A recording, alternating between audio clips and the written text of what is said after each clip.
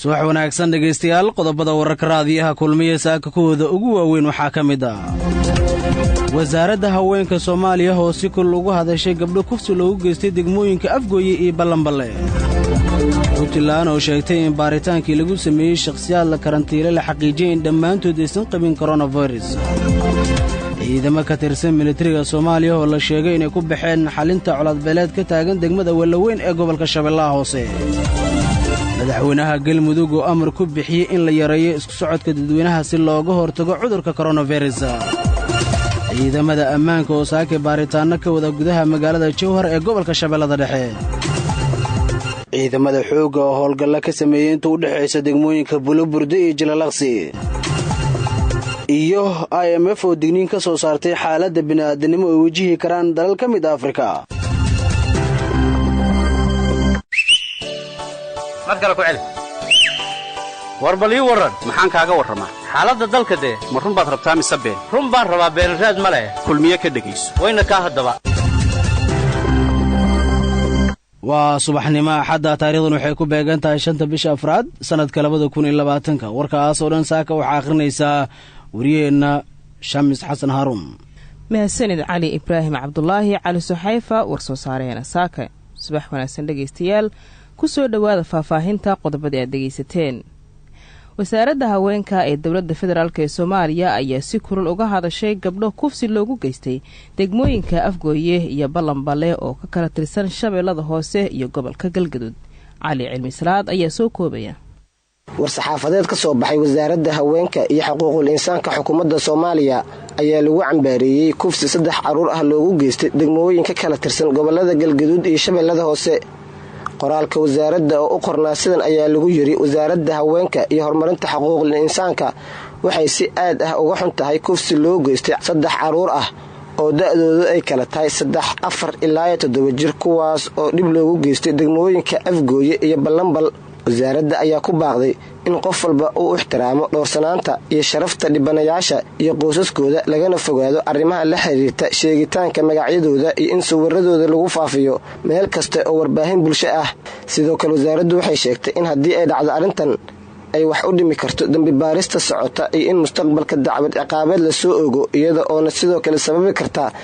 in ay ka horjoogsadaan dhibanayaasha in si caadi ah oo ceeb ka madax bannaan ay u noolaadaan ayaa lagu yiri qoraalkan waxaa isa soo taraya ka hadalka kufsi foolxumo ee dadka ay ku tilmaameen kuwaas oo loo geystay gabdho da'dooda ay ka yartahay 10 sano looguna geystay degmooyinka Ballanbal iyo Afgooye oo ka kala tirsan gobolada Shabeellada Hoose iyo Galgaduud sidoo kale mar uu shalay hadlay wasiirka warfaafinta Soomaaliya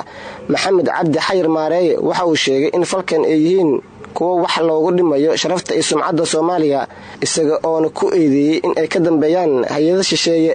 maamulka Puntland ayaa sheegay in baaritaankii lagu sameeyay shakhsiyaad looga shakiyay isla markaasina la karantiilay la xaqiijiyay in dhammaantood aysan qabin cudurka coronavirus Faysal Cabdulqaadir ayaa warkan noo faahfaahinaya maamulka Puntland ayaa xalay shaaciyay natiijadii ka soo baxday baaritaan lagu sameeyay shakhsiyaad looga shakiyay xanuunka coronavirus kuwaasi oo lagu karantiilay magaalada Garowe ee xarunta maamulka Puntland warbixinay soo saareen guddiga Puntland u qaabilsan ka hortagga cudurka coronavirus ayaa lagu sheegay baaritaan lagu sameeyay shakhsiyaad la karantiilay in la xaqiijiyay dhammaantood inaysan qabin cudurka coronavirus guddiga ayaa sidoo kale sheegay in Puntland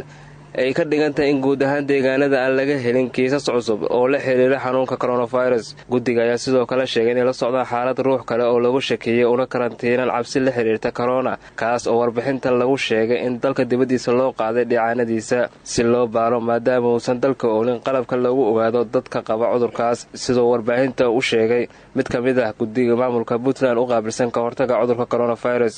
guddiga wacyigelinta iyo ka hortagga cudurka coronavirus-ka guddigu wuxuu cadeynayaa inaysan jirin wax kiisas cusub ah oo laga helay deegaanada Puntland guddigu wuxuu xaqiijinayaa in natiijada ka soo baxday dhammaan baaritaanadii ama saamballadii laga qaaday dadkii looga shakiyey cudurka coronaviruska ee ku jiray karantiinka in ay soo noqdeen iyagoo ah negative lana xaqiijiyey in aanay qabin cudurkaas coronaviruska ah. guddigu wuxuu si dhow ula socdaa muwaadinkii looga shakeeyey caabuqa covid-19 ee la karantiineeyey 2 abriil 2020 in xaaladiisa caafimaad ay ka soo reynayso laga qaaday baaritaankii labaad ama sambalkii laboratoriga laga qaaday aynuna sugayno jawaabtii soo noqon lahayd ee ka soo noqon lahayd sambalka la qaaday. guddigu waxay sii adkaynayaan xoojinta awaamiirta amniga, joojinta isku socodka dadweynaha ee aan muhiimka ahayn ee gudaha magaalooyinka iyo gobollada iyo ka ganacsiga qaadka. maamulka Puntland ayaa hore u sheegay in deegaanada laga helay dadka lagu shakisan yahay inay qabaan cudurka coronavirus isla markaana ay mamnuucday dadka isugu yimaadaan goobaha ay bulshada ku badan tahay, iyadoo sidoo kale deegaanada xilligii habeenkii ay bandow ku soo rugtay. ciidamada booliska ee maamulka Hirshabelle ayaa xalay ilaa iyo saakay waxa ay howlgallo baadhitaana ka wadaan xaafadaha ay ka kooban tahay magaalada Jowhar ee gobolka Shabeellada Dhexe kadib markii halkaasi uu ka dhacay qarax geystay khasaaro dhimasho dhaawac dhaliyay. qaraxa oo ahaa miinada nooca dhulka lagu aaso ayaa waxaa ku geeriyooday 1 ruux waxaana dhaawacyo kala duwan uu ka soo gaadhay ilaa 5 qof. ciidamada booliska ayaa waxay howlgalka ka sameynayaan agagaarka xaafadaha uu qaraxa ka dhacay oo ah inta u dhaxaysa garoonka kubadda cagta ee Jowhar ee lagu magacaabo Shoongale iyo boosteejada laga raaco gawaarida soo aada magaalada Muqdisho, isla markaasina lagu qabqabtay dad fara badan. ciidamada ka tirsan militariga Soomaaliya ayaa la sheegay inay ku baxeen xalinta colaad beeleed ka taagan degmada Wallaweyn ee gobolka Shabeellada Hoose, sida warkan uu inuu ku faahfaahinayo wariyaheena Cabdisataar Xaaji Cali. dowladda Soomaaliya ayaa ciidamo militari ah u dirtay degmada Wallaweyn ee gobolka Shabeellada Hoose, halkaas oo maalmihii la soo dhaafay ay ka dhaceen dagaal beeleedyo khasaare geystay. xildhibaan Daahir Amiin Jeeso oo ka mid ah xildhibaanada baarlamaanka Soomaaliya oo la hadlay idaacadda Kulmiye ayaa sheegay in ciidamo militari ah ay ku baxeen sidii loo xalin lahaa dagaal beeleedkaasi, waxaana tilmaamay in loo baahan yahay in ciidamadaasi ay kala dhex galaan beelahaasi, isagoo ugu dambayn ugu baaqay odayaasha iyo waxgaradka labada dhinac in ay iskugu yimaadaan miiska wada hadalka. ciidamada militariga ee dhulkaas jooga waa lala hadlay in dadkaas ay kala dhex galaan, in dadkaas magaalada nabadeeda lagu dadaalo, in maatada muxuu ahaa dhibka loo geysanayo la samata bixiyo. muxuu ahaa dowladda federaalka intaas ayay qabatay. wixii kalena waxaa laga rabaa dadkooda isdilaayay ahlu xigmada aqliga leh ee dadkooda isdilaayay dhiig iska daadinayeen la rabaa inay arrintaas iyada ay ka go'aan gaaraan oo ay sii yimaadeen insha Allah. maalmihii la soo dhaafay degmada Wallaweyn ee gobolka Shabeellada Hoose waxaa ka jirtay dagaal beeleedyo khasaare geystay, waxaana odayaasha iyo waxgaradka labada dhinac loogu baaqay inay joojiyaan dagaalka. ciidamada xoogga ayaa howlgal ka sameeyay inta u dhaxaysa degmooyinka Buulaburde iyo Jarlaqsi. howlgalkan ee ciidanka xoogga dalka ay ka sameeyeen inta u dhaxaysa magaalooyinka Buulaburde iyo Jarlaqsi ee gobolka Hiiraan ayaa waxaa lagu baadigoobayaa dagaalamayaal ka tirsan Al-Shabaab. ciidamada ayaa howlgalka waxa ay ka bilaabeen wadada isku xirta degmooyinka Buulaburde iyo Jarlaqsi ee gobolka Hiiraan. inta uu socday howlgalka ayaa iska horimaad kooban waxa uu dhex maray ciidanka xoogga iyo Al-Shabaab, halkaas oo ku dhex maray duleedka degmada Jarlaqsi ee gobolka Hiiraan.